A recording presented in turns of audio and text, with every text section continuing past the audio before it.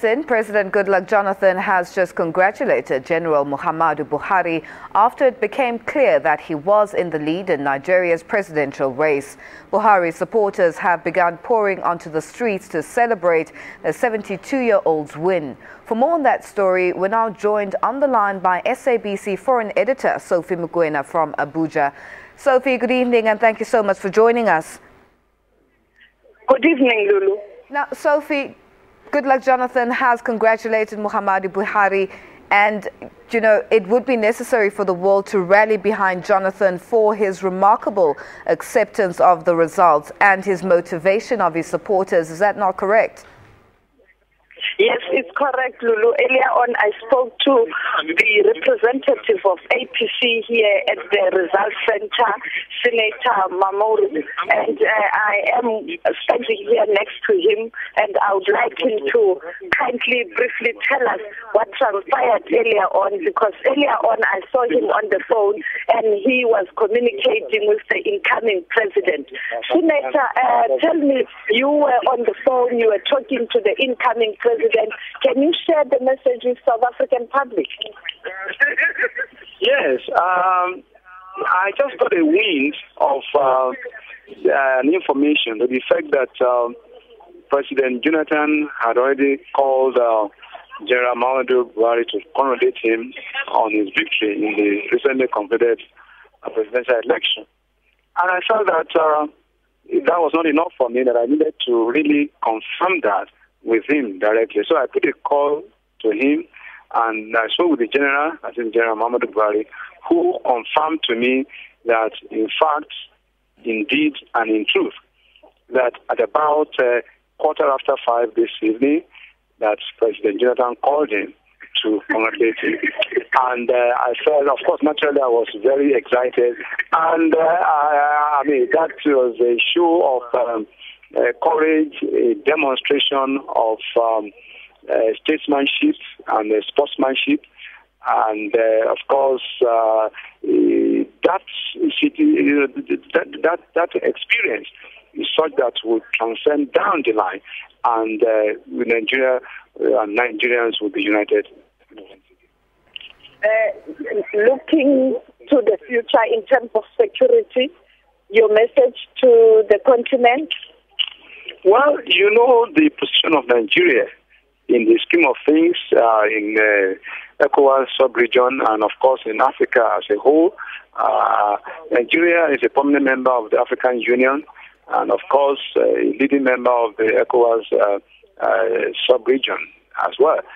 So we have a role to play with some of these roles, the roles that we have played in the past, but for one reason or the other, people have dubbed us the giant with clay feet. I think with this change that we are achieving now, I will let people know that the giant is no longer sleeping. The giant has woken up from his slumber, and of course we will deliver to the international community what they expect of us.